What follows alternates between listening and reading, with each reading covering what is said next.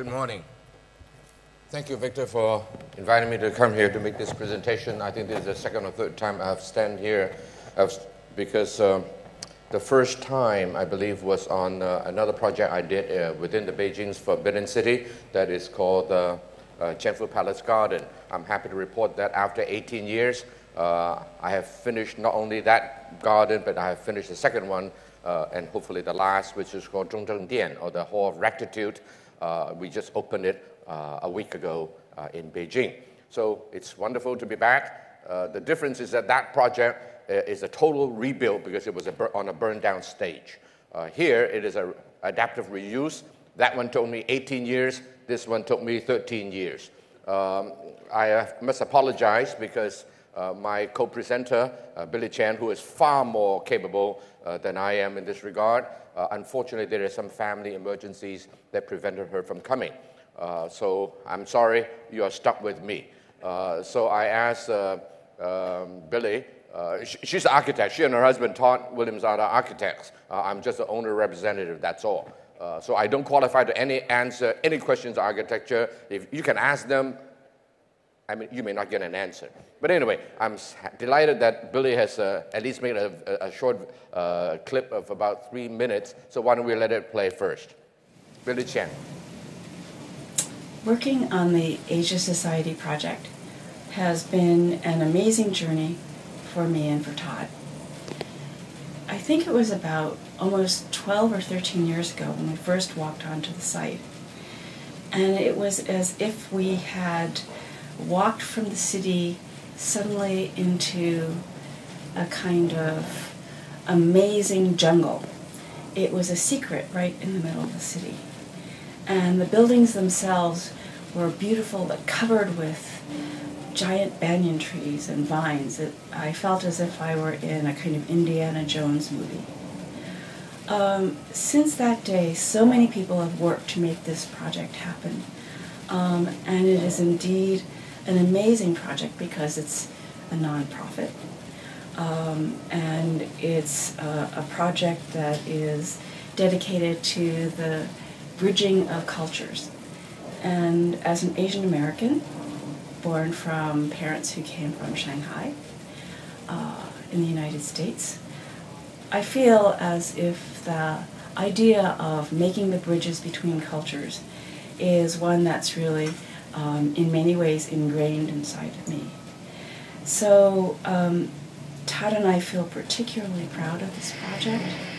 It is our only public project in Asia, and we think in many ways the Asia Society has made a gift to the people of Asia, and we're so happy to have been a part of it.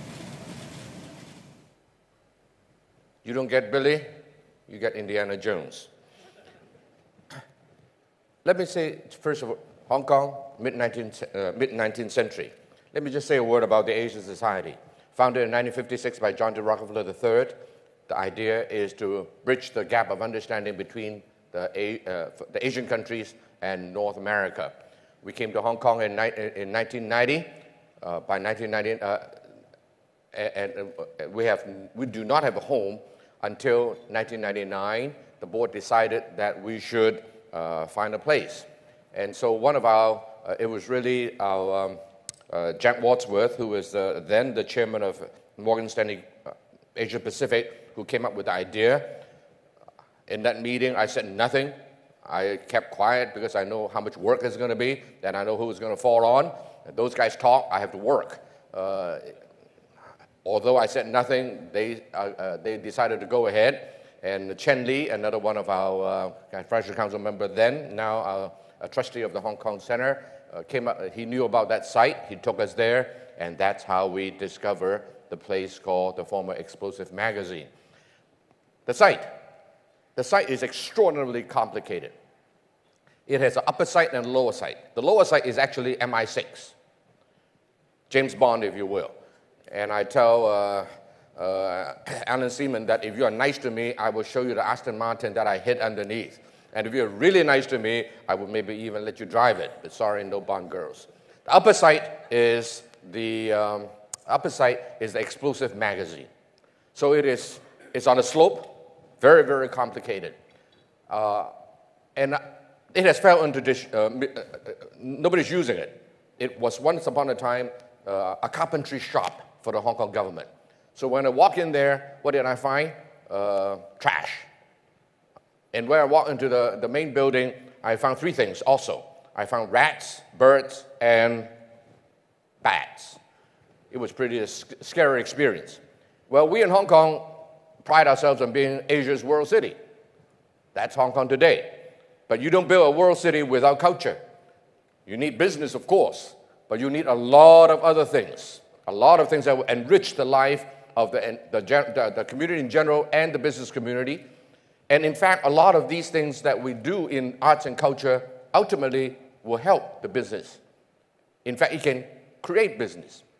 So the Asia Society came along. Given this site, just a little history, 1999, we decided to have a permanent home.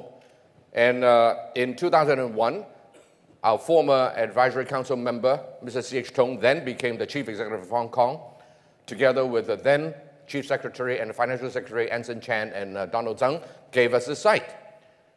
2002, basically it was granted to us, but there are some NGOs in Hong Kong that are not so constructive. We're NGO, we're very constructive, but there are some that are not so constructive and drag us on for about 3 years. So it's 2005 that we were able to actually take possession of the site. And what is the consequence? There's consequences to it. The deterioration curve went just like that in those couple of years. And when we went in there, we say no throwing of the wood, no burning of the wood, keep all the wood, gather them together, bring it to the factory, recompress them, and make windows out of it. If we had been allowed to go in there in 2001 or 2002, I'm pretty sure that we should be able to make all the windows with recompressed old wood. But by the time 2005, when we got in there, it was so dilapidated that we could only make 2 windows. So that is a very, very sad story. So we got the site in 2005, and it was completed earlier this year, 2012, February. It is really an effort that is public-private collaboration. We, as the Asia Society, we came up with all the money. We didn't get a penny from the government. But on the other hand, as you know how expensive real estate is in Hong Kong, the Hong Kong government granted us a site, as they do with many other organizations that have contributed and will continue to contribute to society. Without the government, we will never be able to do this. But together, we can do something. And this is really, I think, a good example of how the public and private sector can act together to enrich the cultural and artistic life of Hong Kong. And then, finally, we were very much assisted by the Jockey Club, the Hong Kong Jockey Club. We spent about $400 million to do this project. We raised every penny of it. And the Jockey Club was one of our first major donors. They gave us about 26% of the total budget. So we thank the Jockey Club for it. And the main hall now is called the Jockey Club Hall. When we found it, when I first went in there in 1999, it looks like this. This was the second oldest colonial structure in the whole of Hong Kong. It is the laboratory where they make from chemicals into explosives. You can see all the trash that is everywhere. This is the rendering that eventually was chosen that was designed by Todd Williams and Billy Chen. Just a word, the process of how we pick an architect. We hire 2 very senior architects, one from Stanford, one from UCLA, asked them to guide us through the process. Out of 200 architects from around the world, we narrowed down to 14, and then from the 14, we chose 3. And in the year 2001, around July, a very, very hot, muggy, rainy summer, we took all of them, including Billy and Todd, came to Hong Kong. That's when he found Indiana Jones, and then let them study.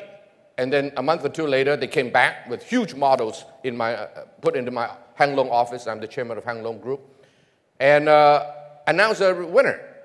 They decided that, don't announce it, lock us up in the room, let us study among ourselves. And one of them is actually the concluding speaker for this conference. We're very, very honored that she should be here, and she should have been competed. She should have competed in our competition. And eventually, we announced the winner. And that night, when we hosted dinner for them, the television show 911. So that's 12 years ago that we started this architectural journey. Eventually, we turned down one team from Europe, mainly because it is 6-story high. Hong Kong is a vertical city. If we have a chance to build something horizontal, we should take advantage of it. Look how horizontal that is. Only 1.5 floors. Another one has a big white egg. Politically totally correct because they have one in Taipei and they have one in Beijing. So why not one in Hong Kong? Everybody will write about us. But for 2 reasons, we're afraid. Number one, we don't think that Hong Kong people would be quite ready for a big white egg. But the ultimate reason is the following. I never explained to the architect why we did not choose that design. The real reason is because this is first and foremost a conservation project. We do not want the new to take away from the old. We want people's attention not to be on the new, but to be on the old. We want the new and old to blend together. We want to be very flexible and versatile in its usage, but we don't want people to just admire the new and forgetting the old. This is the site plan. This is a steep hill that goes in. This is original main entrance. There's a nullah for runaway waters when it rains. There's one building here called the GG Block, which is a 1940s building. It's not of much value. The Hong Kong government actually told me, you can scrap it if you want. We decided to keep it for the time being, and eventually it was perfect that we kept it. This is the building that you saw earlier, the laboratory building. Now it is offices here and some conference facilities here. This is the original explosive, where did it go? I have another one. Okay, here it is.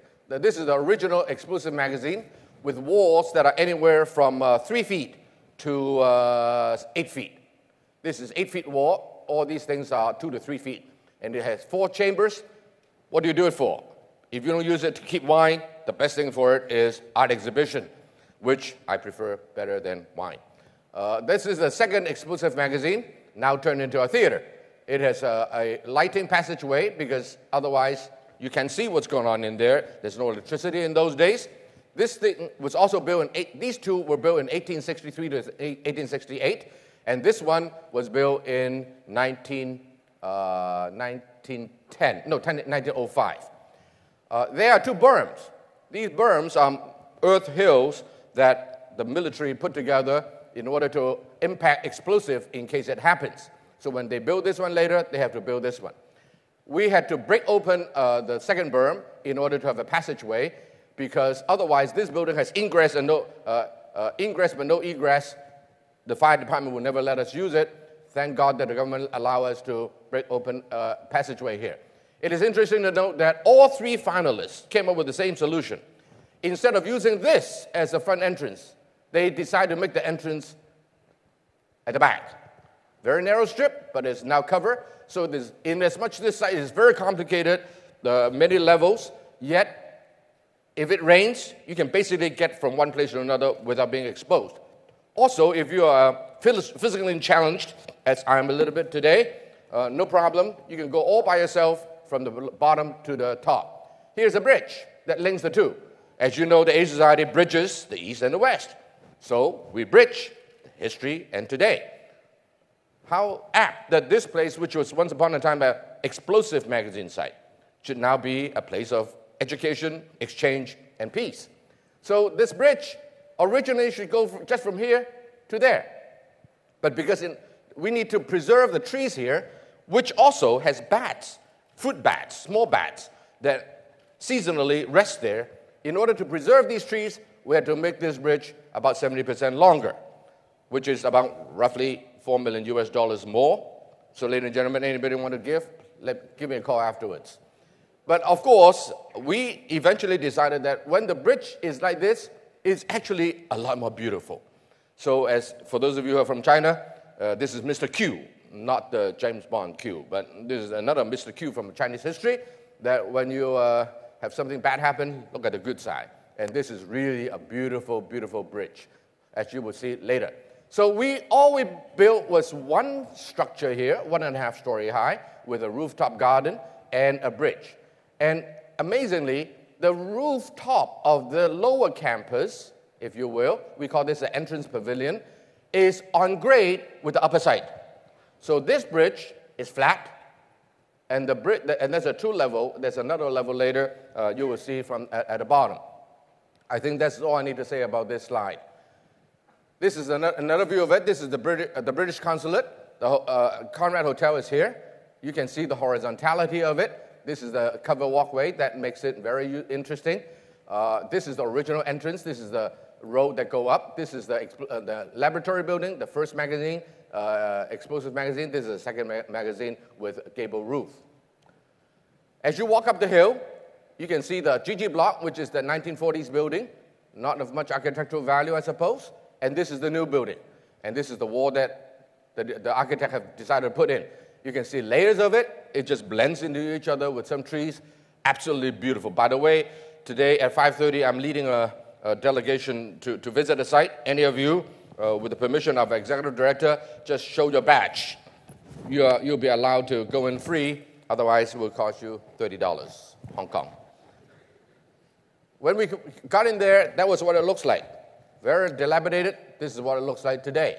This is a big, huge banyan tree. Somebody gave us 5 million Hong Kong dollars to name it. Beautiful. We love it. This is the inside of the GG block. That is original, I don't know if it's headquarters, but one of the office of the MI6. And imagine M or Q walking down, right, with me, of course, as James Bond. We turned this into an office. There are 7 fireplaces inside. Now, Hong Kong is not cold enough to have fireplaces. What the heck is it for? Well, we figure probably they need to burn documents or something. You have a beautiful garden out there with a restaurant, Amo Cafe, which just got we didn't get a star yet, but we got a Michelin mention. So, ladies and gentlemen, after dinner, go there. I bet you can get a seat. Give me a call. And night view, this is the garden in between the old and the new.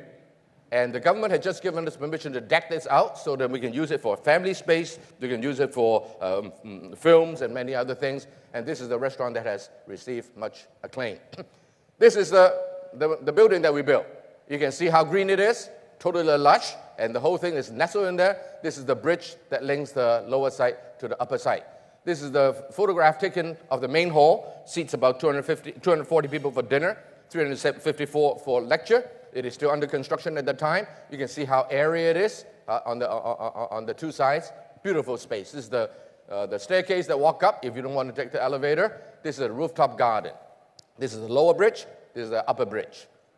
This is a shot of the garden. You can see chambers of it. This is the stone from Shanxi province called the 5-color green. This is the Shanxi black stone, and this is from Fujian province.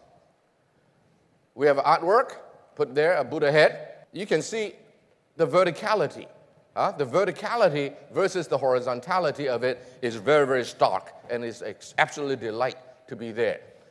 A little magical at night as you walk across the bridge. This is the lower campus, and this is the laboratory, the upper campus, the bridge again. We have a water feature here. This is a pond with a hole in there. If you're on the downstairs, you can see a waterfall on the upside. Totally quiet, and a pond. This is the two-layer bridge. Another shot. Todd and Billy calls this the ground scraper. We are not skyscraper. We scrape the ground. Beautiful, with a reflective ceiling. This is on the upper campus. You can see a lot of tracks. This is the new. This is the old. This is the Star Greenberg building, which is now used as offices here, and conference facility at the back. You can see the tracks. The whole upper campus is full of these tracks in order to, from the police station by the sea in those days, which is still the headquarters of police in Hong Kong, you have used pulleys and ropes to pull the chemicals up and then put them to the laboratory and make explosives out of it. Now we make peace out of it. This is looking from the first explosive, which is explosive magazine, which is now the exhibition space. Look from the inside to the outside. You can see the old and the new.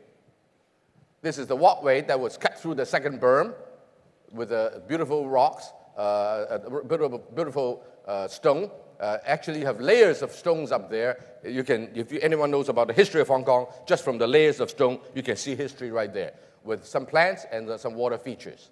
This is what we found them. The second explosive magazine. This is what it is now. When you go inside, it comes alive. We use it for lectures, theaters, concerts, movies, whatever. This is the first explosive magazine, which has the thick walls made of local granite stones. And this is the second explosive magazine, the berm. This is where I found the bats and the rats and the birds, the terrible condition. This is after we clean it up. This is what it looks like today.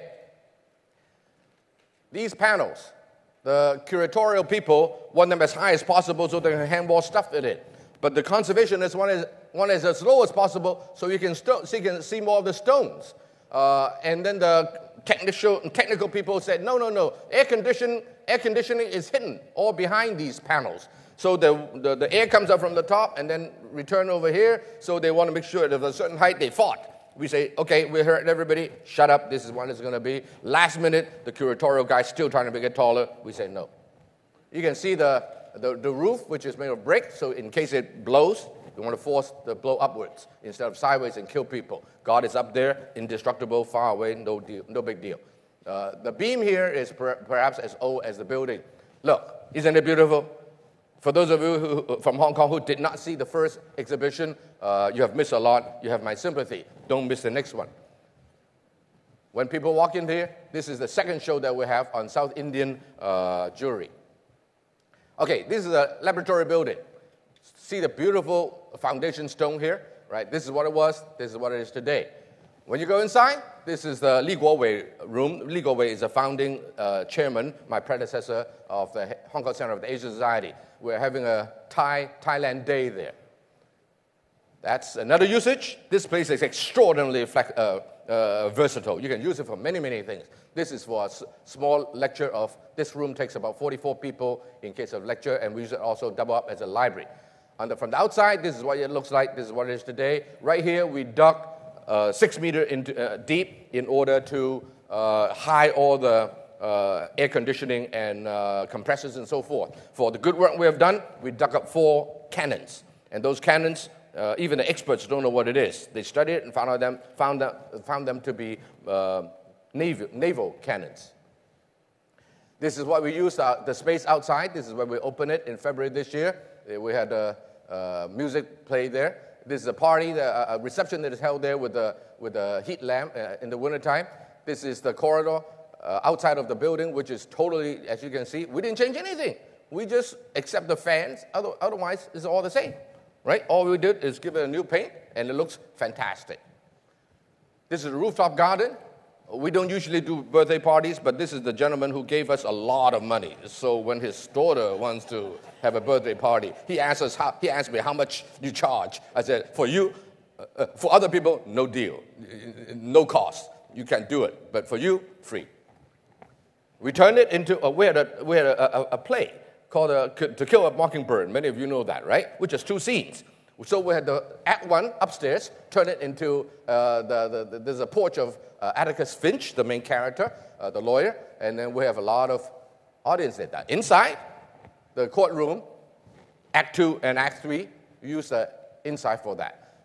Another usage of it, we host lunches and dinners there all the time. I had dinner there last night, hosted by Mrs. Maury. Thank you very much. This is the Foreign Minister of Germany, Westerwelle, giving a lunch talk. These are our staff. Isn't it lovely? Beautiful. On the bridge. Finally, these are obviously not Chinese kids. These are Western kids, but they are wearing Thai dresses, right? So we know Asia, get to know us, Asia Society, Hong Kong Center. Thank you very much.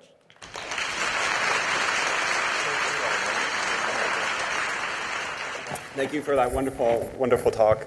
I have a question. Do you think, or how do you think the Asia Society has really changed the cultural landscape of Hong Kong? Well, we used to do 100 programs a year. And now, with this new site, our running rate is now close to 200 a year. Obviously, we are sorry to say we don't have any competition and we don't like them. But anyway, we welcome them. But anyway, we run programs from arts, culture, history, education, as well as policy and business. So we cover the whole wide range of it. And as you can see, the various parts of the facility really gives us tremendous flexibility in what we do. We can, for example, in exhibitions, we can do outdoor, indoor. The next exhibition we have is called The Imminent Domain, Designing the Life of Tomorrow. We had 12 excellent designers from Hong Kong. 4 are very established and well-known, including Kai-Yen Low, one of yours, and 8 budding ones, although still already very famous. And then we invited, Kai-Yen, you're sitting right here in the front row. Thank you very much. And she helped us get this project going.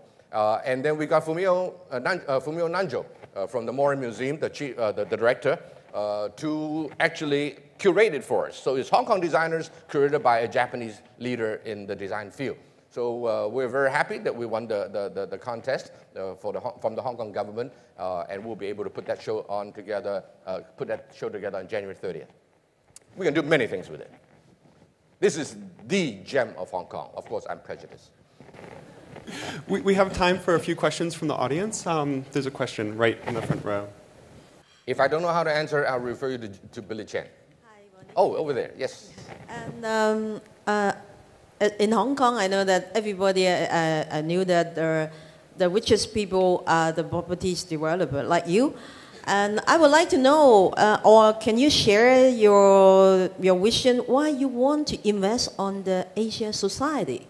It doesn't help you to make money. It helps you to spend. You're absolutely correct. Make money, what are you talking about? This is a labor of love. We spend a lot of money, including my company also. Well, let's put it this way.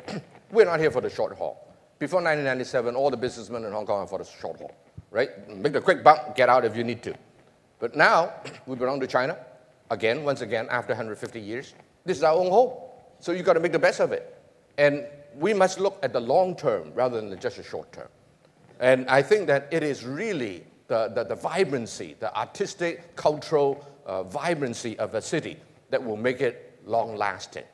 2 best cities in the world, from this perspective, is London and New York. Those are the places where you have the most diverse and rich cultural and artistic life anywhere in the world. So Hong Kong, being the 3rd international financial center in the world, Japan is bigger than, Tokyo is bigger, but they are very domestically oriented. As the 3rd largest financial international city in the world, we must catch up in all the other things. And that's why, although I'm a real estate developer, I accept Victor's invitation to come here, speak here 2 or 3 times, because I think that art, culture, design, these are really things that infuse the soul into a city. And in fact, they backs up the business community. The difference between New York, wealthy businessmen, and the Hong Kong one is that in New York, when they make a lot of money, partly because of tax reasons, they give a lot back to society. And as a result, it really undergirds the entire financial center with the soul of a city, as I call it. Hong Kong is yet to get into that position. But I think that now 1997 has passed. It is about time that we, the business leaders in town, should do something like this. So Alan Zeman, Victor, myself, many others are doing that. It's wonderful to see so many cultural exchanges happening across Hong Kong and across the world as well. Is there another question, perhaps, at the back? Mr. Chan, you are obviously very much promoting the Asia Society, but from what you've said at the moment, a number of people who are in this hall, who are not actually from Hong Kong, may be unaware that the Asia Society is not the only cultural society in Hong Kong. There are lots of lower-key cultural societies in Hong Kong, independent from the government, of course. For example, the Royal Asiatic Society, which is very scholarly and low-key and doesn't need the support of your over-designed places. Another low-key place which does very good $100 events is the Royal Geographical Society.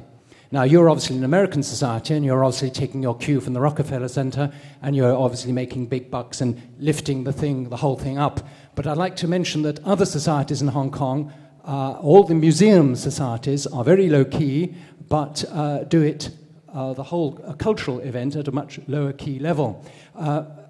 This is a bit, perhaps a bit long, but I would like to suggest that your prices that you charge of $450 for a student are way too high for the average Hong Kong student.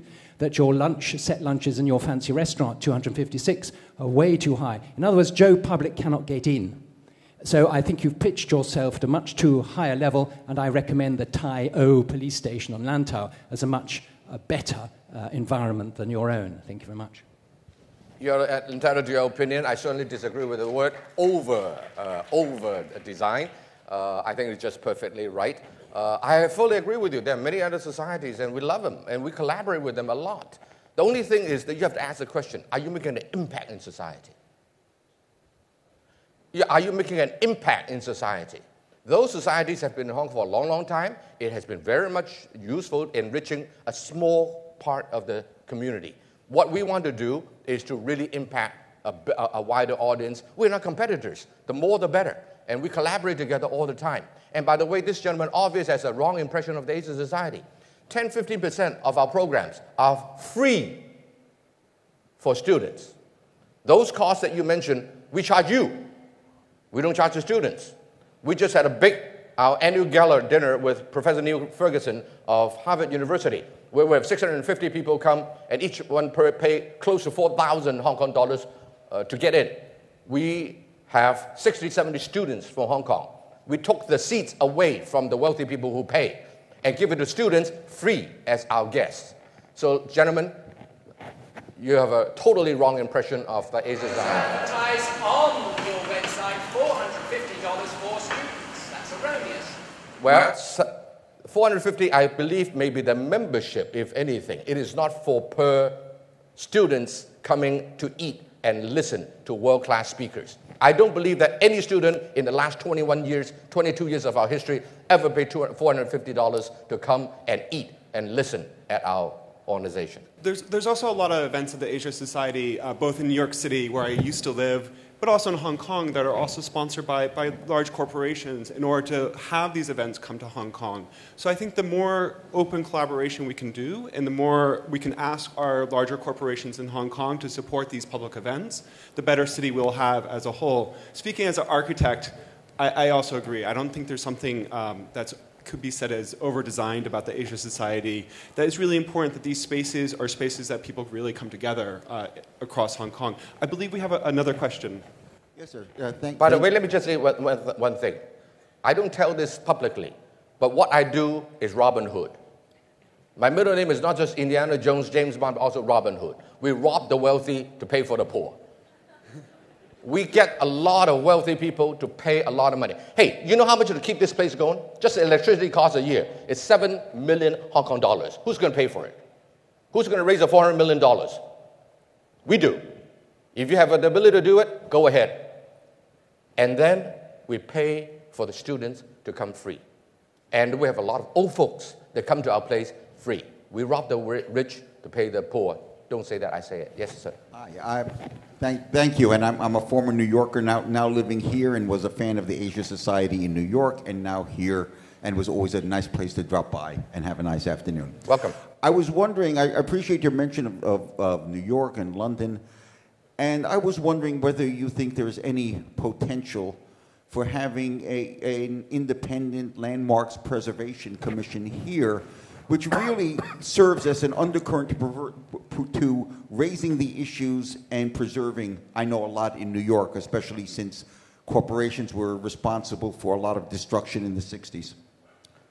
For a lot of corporations are responsible. A lot of major corporations were responsible for a lot of landmark destruction up until the 1960s in New York. And it was an independent and vocal landmarks preservation commission that has helped raise the issues, discussion, and kept neighborhoods alive. Right, absolutely. I think Hong Kong is undergoing a transitional period, as I said, pre-1997 and post-1997. Pre-1997, Hong Kong businessmen, as I said, have a very short-term view. Neither did the government. I think that now, after 1997, there is a possibility, and I believe that we should not rely only on the government.